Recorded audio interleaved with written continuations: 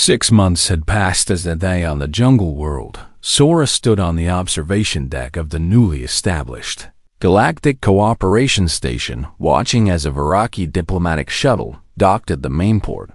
Behind her, the four cubs, who were no longer cubs at all, played a game that combined elements of chess and wrestling. Hana had grown to nearly a meter tall, and her once clumsy claws now moved with precise grace as she pinned her brother Duri to the floor. "Yield," she said in perfect galactic standard. "Never," Duri replied before twisting free with a move that Taiho had taught him during their training sessions.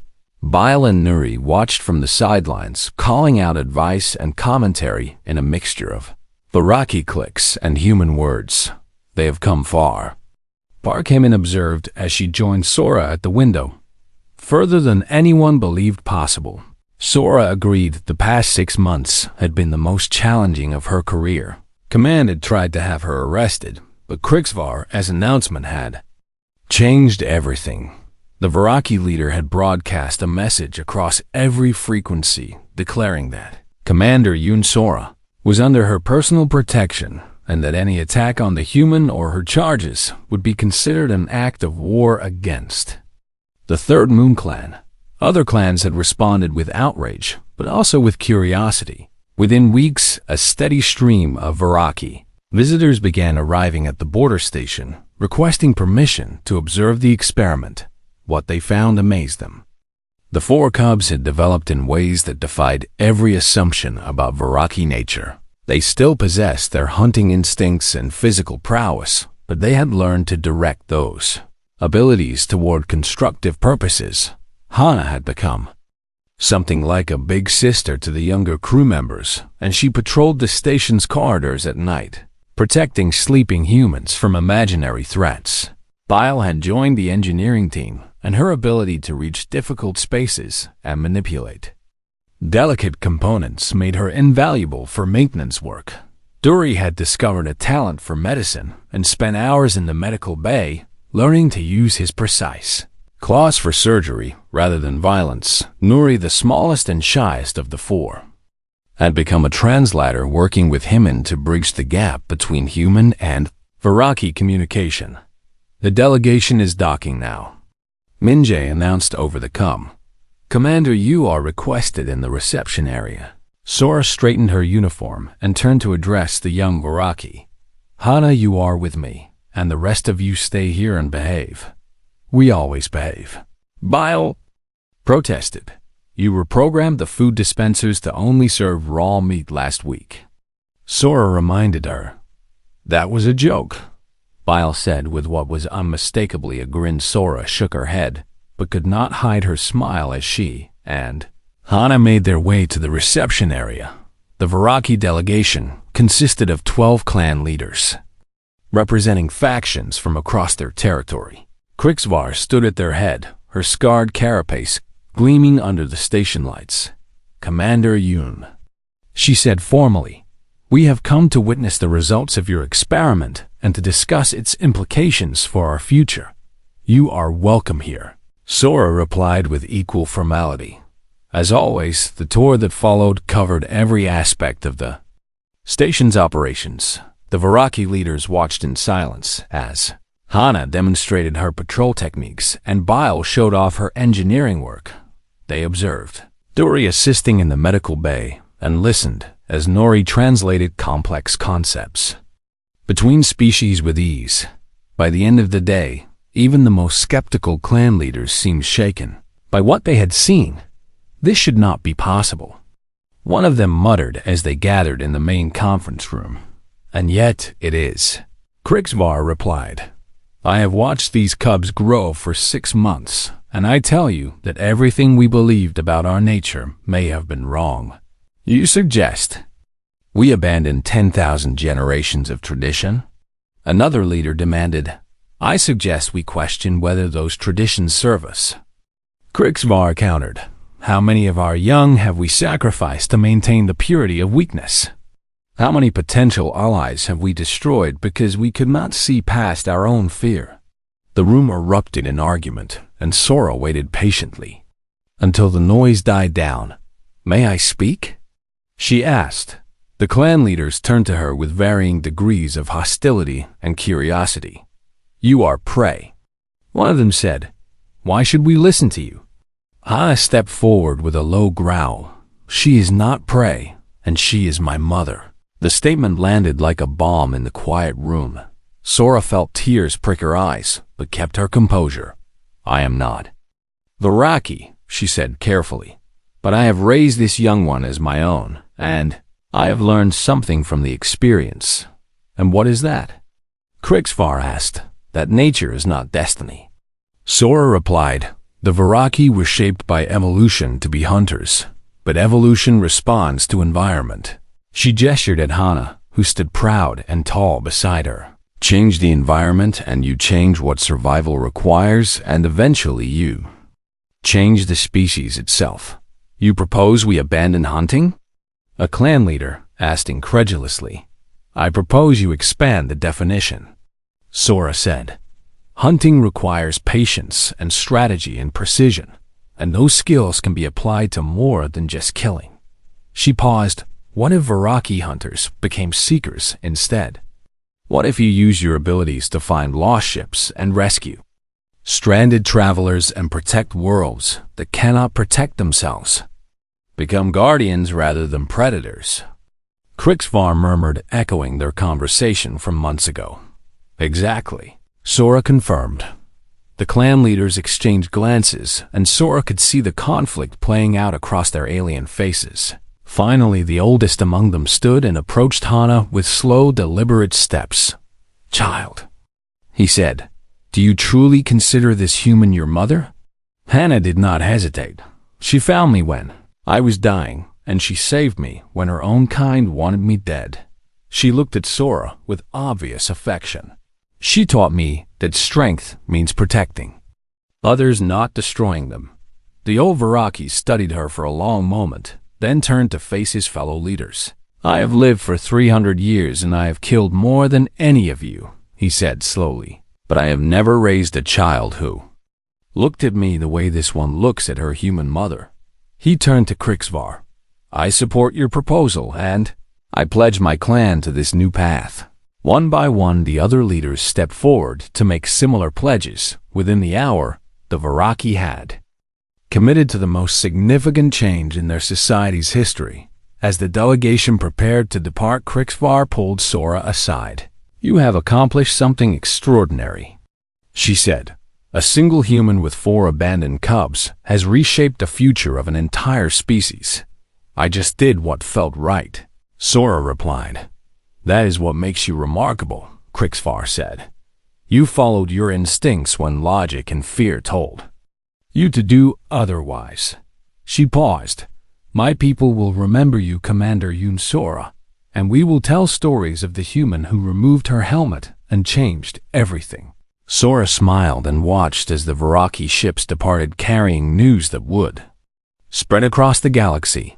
Behind her, Hana and her siblings argued about dinner plans while the crew went about their duties. It was strange. She thought how the smallest acts of kindness could ripple outward into waves of change. She had planned to start a revolution when she knelt in that cave and offered her hand to 4 frightened children. She had simply done what humans do. She had chosen compassion over fear, and in doing so, she had helped an entire civilization find a better way forward. Hana appeared at her side and leaned her considerable weight against Sora's shoulder. Mother? Yes. Thank you for not listening to the ones who wanted to kill us. Sora reached up and stroked her daughter's head the same way she had done on that first day in the cave. Thank you for trusting me when you had no reason to. Hana made a soft purring sound. I had every reason, she said. You showed me your face when everyone else hid behind their masks. Sora nodded, understanding finally what that simple act had meant. She had shown vulnerability in the face of danger, and in doing so she had demonstrated that some things were worth more than survival. Trust was worth more than safety. Connection was worth more than protection. And love in the end was worth more than fear. The stars stretched out before them, full of possibility and promise. And somewhere across the galaxy, Viraki cubs were being raised with new expectations, not as hunters, but as guardians, because one human had removed her helmet and changed everything. The journey back to the shuttle was unlike anything Sora had expected. Krixvar and her warriors walked alongside the human team as if escorting honored guests rather than potential prey. The 4 cubs stayed close to Sora, with the largest one insisting on being carried, while the others trotted at her heels. "Your soldiers are afraid," Krixvar observed as they moved through the jungle. Sora glanced at Taiho, who walked with his weapon at the ready, and his eyes constantly scanning for threats. "They've been trained to see your kind as enemies, and old habits are difficult to break." "As they should be," the Viraki leader replied. "We have given the galaxy many reasons to fear us. And yet, here you are walking beside me without violence." Sora noted Krixvar made a sound that might have been a sigh. "You have given me much to think about, Commander. And I find that I prefer thinking to fighting for once." They reached the shuttle, and Sora paused at the bottom of the ramp. "You said you would escort us to the border?" "I will accompany your vessel personally," Krixvar confirmed. "The other clans must be informed that you carry cubs under my protection, and without my presence, they might attempt to take them by force. Would they succeed?" Sora asked. The Viraki leader bared her mandibles in what was clearly a smile. "Not while I draw breath." The shuttle lifted off and docked with the Tranquil Observer within the hour. Sora stepped onto a bridge with 4 alien predators trailing behind her, and a Viraki warrior following close behind. The bridge crew stared in stunned silence.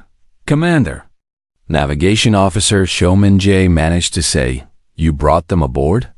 "I claimed them," Sora replied calmly, "and Krixvar has agreed to escort us back to Federation space.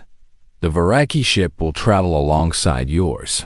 Krixvar added, "My warriors will remain there, but I wish to observe how you handled the cubs during the journey." Minjay looked like he wanted to argue, but one glance at the massive predator standing behind his commander convinced him to keep his objections to himself. "Set course for the border." Sora ordered best possible speed. The journey would take 3 days at maximum drive. During that time, Sora faced challenges she had never anticipated. The cubs needed constant attention and feeding, and they struggled to understand the boundaries of shipboard life. The largest one, whom the crew had started calling Hannah, kept trying to hunt the maintenance robots that cleaned the corridors. The second largest, dubbed Bile, discovered that she could climb through the ventilation shafts and began appearing in random parts of the ship at unexpected moments. The 2 smallest cubs, Dory and Nori, stayed close together and spent most of their time hiding under furniture until someone coaxed them out with food. Park Hammond documented everything with scientific enthusiasm. Their cognitive development is remarkable. She reported during the 2nd day. They are already learning to recognize individual crew members, and they respond differently to each person based on past interactions. They remember who was kind to them. Sora translated, "Exactly. Himin." Confirmed, and they remember who was not. She glanced at Taiho, who maintained a careful distance from the cubs at all times. They avoid certain crew members entirely. Krixvar spent most of her time observing from a respectful distance, but occasionally she approached Sora with questions. "Why does your crew give them names?" she asked on the evening of the 1st day. "Names create connection," Sora explained. "When we name something, we acknowledge that it has individual worth and identity. The Rocky cubs are not named until they survive their first hunt." Krixvar said, "Many die before earning that honor." "That seems cool," Sora replied honestly. "It is practical." The Viraki countered, "Why invest emotional resources in a creature that may not survive?" Sora looked at Hana, who had fallen asleep in her lap while she worked at her station. "Because the investment itself changes the outcome," she said. "When we believe something deserves to survive, we work harder to ensure that it does." Krixvar considered this in silence before walking away. By the third day, the cubs had begun to transform. Hana still had predatory instincts, but she had learned to redirect them toward toys and puzzles that the crew fashioned from spare parts. Bile discovered that her climbing abilities made her excellent at reaching high places where engineers needed assistance, and she began following the maintenance teams. On their rounds, Dory and Nuri emerged from their hiding places more frequently and even allowed crew members other than Sora to touch them. They are adapting. Himin observed with wonder. I would not have believed it possible. Adaptation is a survival trait, Krixvar said from behind them, making both humans jump. It appears the cubs have chosen to adapt to your way of life rather than resist it. Does that surprise you? Sora asked. The Viraki leader was quiet for a moment. It terrifies me, she admitted. Everything I was taught says this should not be possible, and yet I see it happening before my eyes. What do you believe now? Sora pressed. Krixvar looked at Hana, who was playing with a ball of string, while Dory and Nuri watched with obvious fascination. I believe that perhaps my people have made a terrible mistake. That evening, a message arrived from Galactic Survey Command. Sora read it in her quarters, with Hana curled up beside her and the other cubs scattered around the room. The message was brief and direct. Commander Yoon, you are hereby ordered to surrender the Viraki specimens to the nearest military outpost. For termination in accordance with Galactic Protocol 7, no exceptions will be granted. Failure to comply will result in immediate dismissal and criminal charges. Sora stared at the words until they blurred before her eyes. Bad news? Krixvar asked from the doorway. Command wants me to hand them over for execution. Sora said numbly. They say I have no choice. The Viraki leader entered the room and sat down across from Sora. Do you intend to obey? Sora looked at Hana, who had woken up and was watching her with those glowing, trusting eyes. No, she said firmly. I made a promise. Krixvar nodded slowly. Then you will need allies, Commander, and I believe I can provide them. How? By telling my people what I have witnessed. The Viraki replied. By showing them that humans are not simply prey to be hunted, but potential partners who might help us become something better than we are. Sora stared at her in disbelief. You would risk war with your own kind for this? Krixvar reached out and gently touched Hana's head. I would risk everything for the chance to see what these cubs might become. She met Sora's eyes. And I am not the only one who feels this way. What do you mean? I have been communicating with other clan leaders during our journey. Krixvar explained. Many of them are tired of endless hunting and killing, and they wonder if there might be another path. She stood and moved toward the door. When we reach the border, I will make a formal announcement, and I will invite any Viraki who share my curiosity to witness your experiment firsthand. And if Command tries to stop me, Krixvar bared her mandibles. Then they will have to go through me first. The silence stretched between them as Krixvar considered the strange human who had just challenged the foundations of Viraki society. Sora could feel her heart pounding against her ribs, but she refused to look away from those cold predator eyes. You speak boldly for prey. Krixvar finally said. Most creatures run when they see us coming, and the ones who do not run usually regret their courage. I am not prey. Sora replied steadily. I am a commander of the Galactic Survey, and I came here to help whoever sent that distress signal. The Galari on that ship are dead. Krixvar said dismissively. They crashed while fleeing from a routine territorial patrol. She tilted her massive head. We did not even pursue them, and yet they destroyed themselves trying to escape. Fear makes people do foolish things. Sora acknowledged. Yes, it does. The Viraki leader agreed. And yet you stand here without fear, surrounded by hunters who could tear you apart before your soldiers could fire a single shot. One of the cubs chose that moment to climb up Sora's leg and cling to her tactical vest. She reached down automatically to support its weight, and the small creature pressed its face against her. Krixvar watched this interaction with an expression Sora could not read. "The cub seeks comfort from you," she observed. "It treats you as it would treat a clan mother. Is that wrong?" Sora asked. "It is unprecedented," Krixvar replied. "Our young are raised to trust nothing and fear everything until they prove themselves worthy of the clan." She gestured at the cubs. These four showed affection for each other instead of competing for dominance, and so they were deemed defective. Cooperation is not a defect, Sora said firmly. "It is a strength." Krixvar made a sharp clicking sound. "Among your kind, perhaps, but the Varaki have survived for 10,000 generations by being the most dangerous hunters in the galaxy." She paused. "We do not cooperate with prey, and we do not tolerate weakness in our bloodlines." "Then why are you still talking to me?" Sora challenged. "Why not simply take the cubs and finish what their clan started?" The Varaki leader went very still, and her warriors shifted uneasily behind her. "Because I am curious," Krixvar admitted. "In all my years of hunting, I have never encountered a prey species that would willingly touch a Varaki child."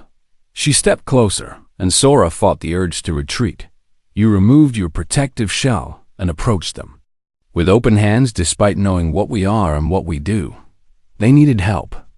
Sora said simply, "The rest did not matter." "The rest should have mattered," Krixvar insisted. "Every instinct you possess should have told you to run or fight or hide, but instead you chose to nurture." Her mandibles clicked in what might have been frustration. "It makes no sense." Park Hammond spoke up from behind Sora. "If I may, Commander?" Sora nodded without looking away from Krixvar. "Go ahead." The science officer stepped forward, carefully keeping her movements slow and non-threatening. "Among humans, the protection of children is considered one of our deepest instincts, and it extends beyond our own species." She gestured at the cub in Sora's arms. "When we see a young creature in distress, we are biologically driven to provide care regardless of potential danger to ourselves. Even if the creature would grow up to kill you?" Krixvar asked skeptically. "Especially then," Himi replied. "We have domesticated predators on our homeworld and turned them into companions." She smiled slightly. "One of our most beloved animals is a creature that could easily kill an adult human, and yet we invite them into our homes and treat them as family." Krixvar turned her attention to the science officer. "You speak of domestication, but that implies control and dominance." "No," Sora interjected. "It implies trust and mutual benefit." She stroked the cub's back, and it made a soft purring sound. "We do not conquer our animal companions, and we form bonds with them based on affection and shared purpose." The Varaki leader was silent for a long moment. Then she did something that shocked everyone present, including her own warriors. She sat down on a fallen log and relaxed her combat posture. "I have hunted across 17 star systems," Krixvar said slowly. "I have killed more prey than I can count, and I have led my clan through wars that nearly destroyed us." She looked at the cubs clustered around Sora's legs. "But I have never met a species that confuse me as much as humans do." "We get that a lot," Sora admitted with a slight smile. One of the Varaki warriors stepped forward. "Krixvar, these humans have violated our space and interfered with clan matters." He pointed at Sora. "They should be punished according to our laws." Krixvar raised one clawed hand, and the warrior immediately fell silent. "They have violated nothing," she said firmly. "The cubs are abandoned, and abandoned young have no clan protection." She paused. "By our own laws, anyone may claim them." "Claim them for what?" Sora asked carefully. "For whatever purpose you choose," Krixvar replied. "You could raise them as servants or sell them to the highest bidder or simply grant them a clean death." Her eyes met Sora's. "What do you intend to do with them, Commander?" Sora looked down at the 4 small creatures who had somehow become her responsibility in the span of an hour. The largest one gazed back at her with those glowing eyes, and she saw something there that defied everything she had been told about Viraki nature. She saw trust. I intend to keep them safe, Sora said. I intend to feed them and shelter them and give them a chance to grow up without fear. They will become hunters, Krixvar warned. No amount of kindness will change their fundamental nature. Maybe not, Sora agreed. But maybe being a hunter does not have to mean being a killer. Krixvar leaned forward with sudden intensity. Explain. On my world, we have hunters who use their skills to protect the weak instead of preying upon them, Sora said.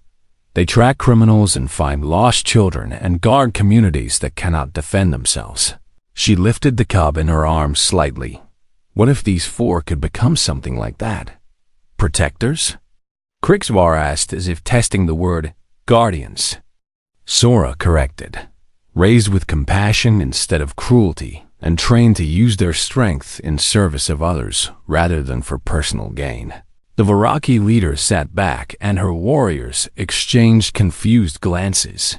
You propose to reshape Viraki nature through nurture, Krixvar said. It is a theory that has never been tested. Then let me test it, Sora replied. Give me the chance to prove that these cubs can become something more than what they were born to be. Krixvar was silent for a very long time. The jungle sounds returned slowly as the tension began to ease. Finally, the Viraki leader stood and approached Sora with measured steps. She reached out one massive clawed hand and gently touched the head of the cub in Sora's arms. The small creature did not flinch or growl. It simply closed its eyes and accepted the contact. I will allow this, Krixvar said softly. And I will watch to see what becomes of your experiment, Commander Yun Sora of the Galactic Survey. She stepped back and fixed Sora with a penetrating gaze. But know this, human, she continued. If you fail and if these cubs become monsters because of your interference, then I will find you and I will hold you accountable. Sora met her gaze without fear. If I fail, then I will deserve whatever comes. Krixvar made that strange laughing sound again. I believe you. Wood. The Galactic Survey vessel Tranquil Observer dropped out of hyperspace above a jungle world that had no name on any map Commander Yun Sora had ever seen. She stood on the bridge watching the green and blue planet grow larger on the main screen. While her crew worked their stations around her, distress signal confirmed, said Navigation Officer Showman J from his console. It matches the registration codes for a calorie trade freighter that went missing 6 standard weeks ago. Sora nodded and crossed her arms over her chest. Any life signs from the crash site? Scanning now, replied Science Officer Park Hyman as she bent over her instruments. The jungle canopy is dense, but I am picking up multiple biosignatures near the wreckage. Survivors? Asked the security chief Beak Taiho as he stepped closer to the science. Station Hyman shook her head slowly. The signatures are too small to be Kelari adults and the biopatterns are wrong. She looked up with concern in her eyes. Commander, these readings suggest predatory life forms clustered together near the crashed ship. Taiho's hand moved to the weapon at his hip. What kind of predators? Unknown species? Hyman admitted, but their metabolic signatures indicate they are apex hunters. Designed for ambush tactics, Sora made her decision quickly. Prep a landing party, and I want full tactical gear for everyone. She turned to face her security chief. Taiho, you are with me along with Hyman and 4 of your best soldiers. Understood, Commander. Taiho replied before marching toward the lift.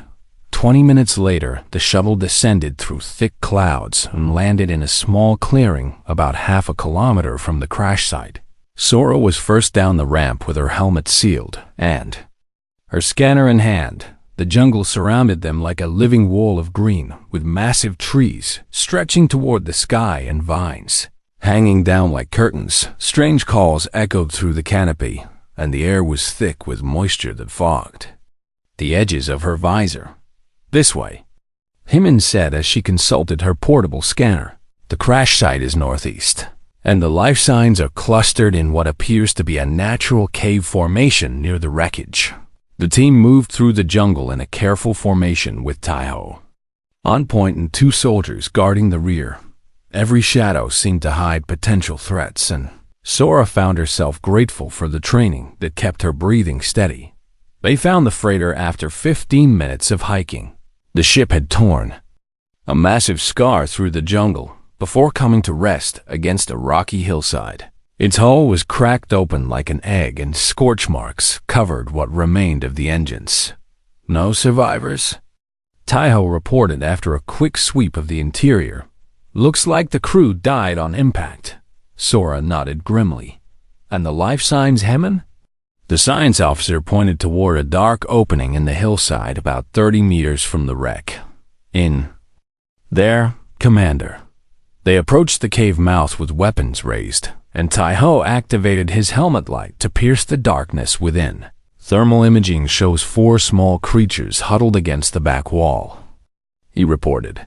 They are approximately the size of medium canines, but their body heat runs much higher than any species in our database.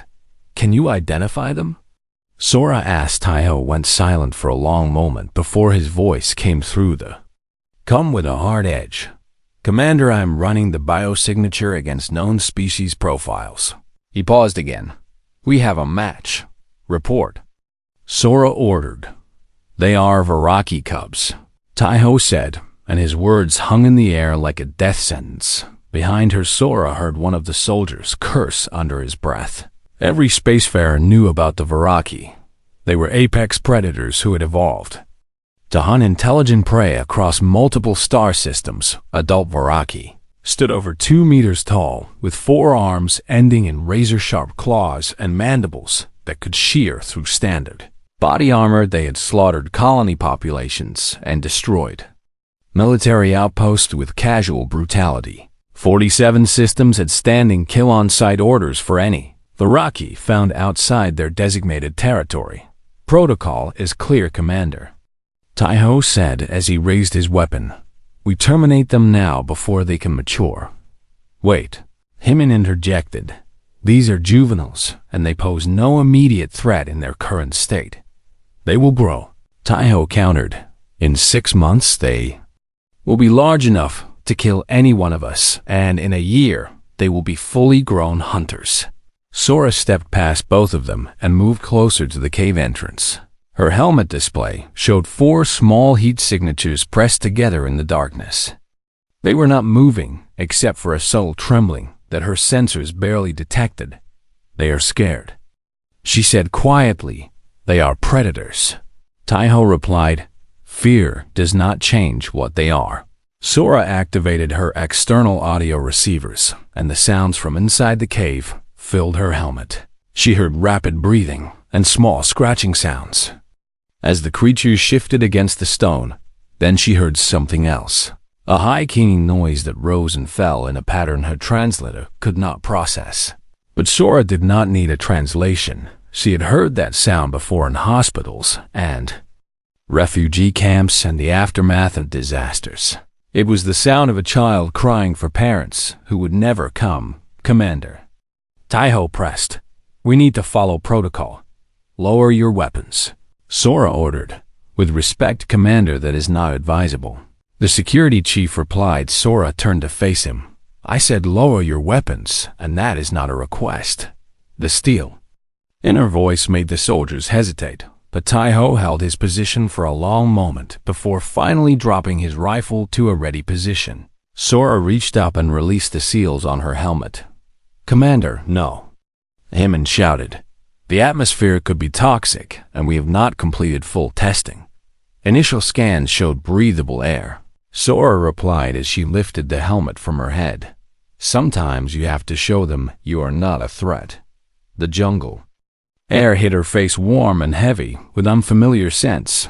She set her helmet on the ground and walked toward the cave entrance with her hands raised and open. The crying sound stopped. Sora crouched down, making herself as small as possible, and peered into the darkness. 4 pairs of eyes reflected back at her, glowing faintly in the dim light. The cubs were huddled in a pile of tangled limbs, and they watched her with an intensity that seemed far too aware for simple animals. "It is okay," Sora said softly, even though she knew they could not understand her words. "I am not going to hurt you." The largest cub, perhaps the size of a small dog, uncurled from its siblings and took a hesitant step forward. Its claws clicked against the stone floor and its mandibles twitched as it scented the air. Sora held perfectly still as the young predator approached. It stopped just out of reach and studied her with those glowing eyes, then extended one clawed hand and touched her fingers. The contact lasted only a second before the cub pressed its small body against her palm, seeking warmth and comfort from the strange creature that had entered its refuge. Sora felt something shift inside her chest. "Commander." The cub crackled with the voice of their ship. "We are receiving an incoming transmission from an unidentified vessel that just entered the system." "Identify," Sora replied without looking away from the cub that now clung to her hand. "The signal matches Varaki Hunter-class ships," came the reply.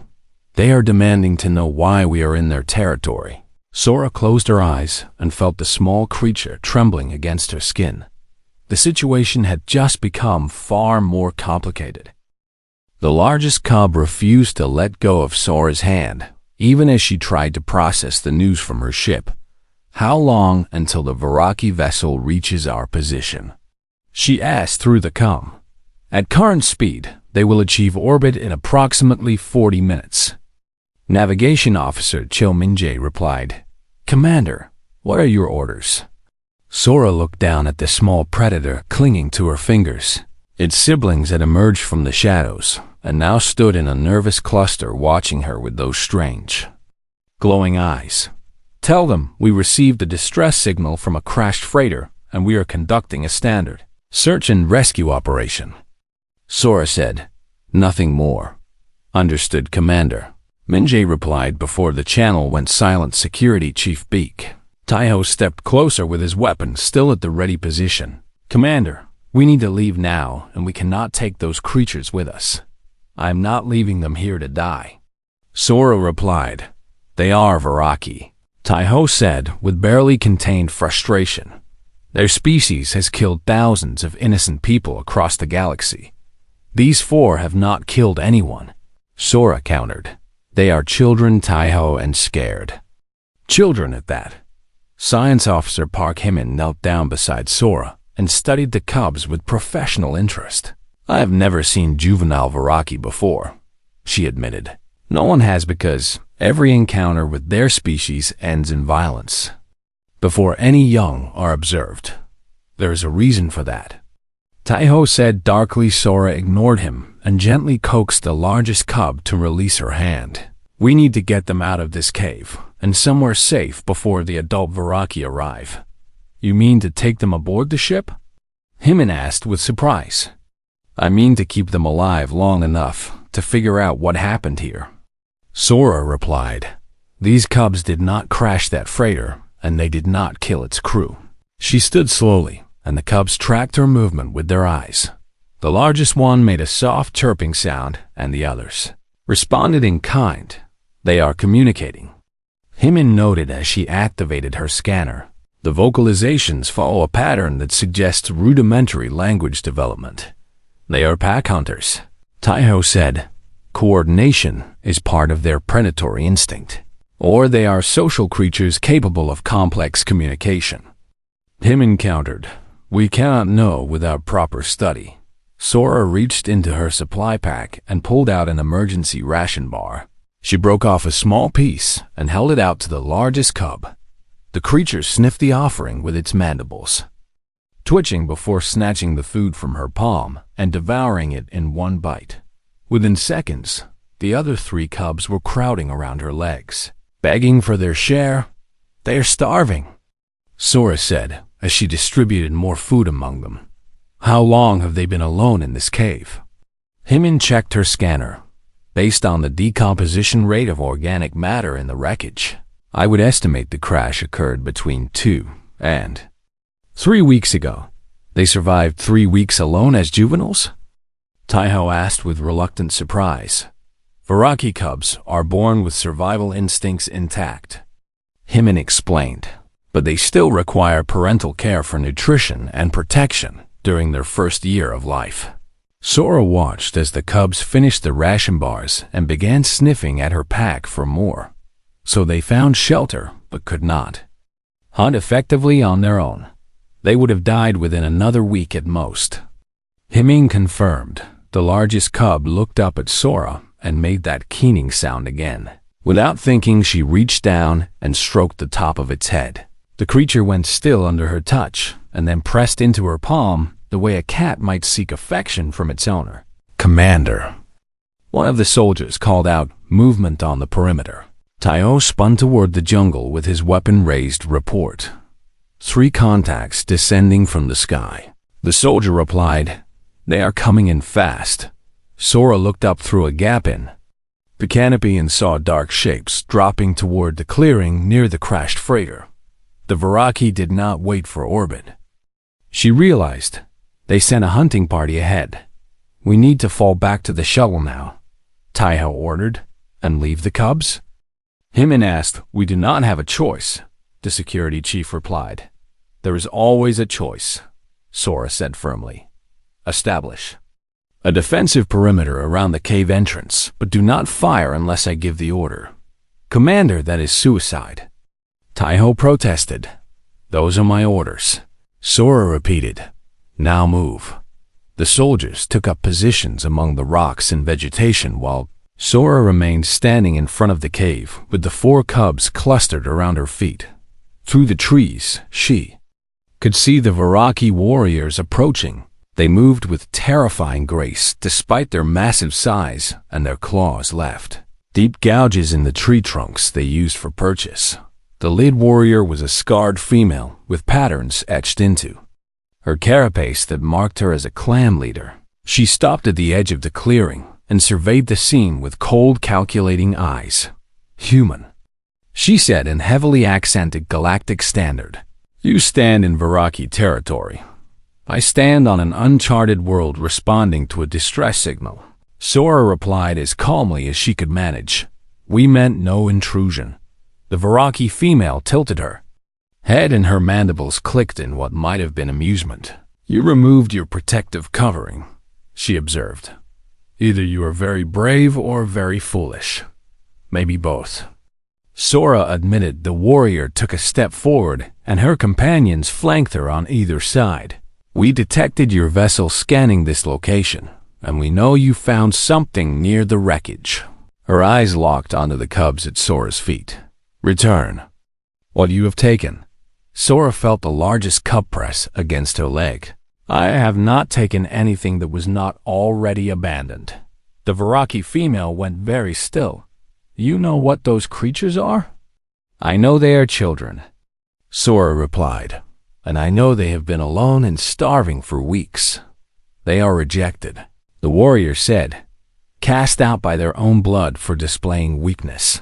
She paused and her eyes narrowed. "How do you have them without wounds? How do you stand among them without fear?" Sora looked down at the cubs who watched the exchange with wide, frightened eyes. "They were hungry and scared and I had food." She shrugged. It was not complicated.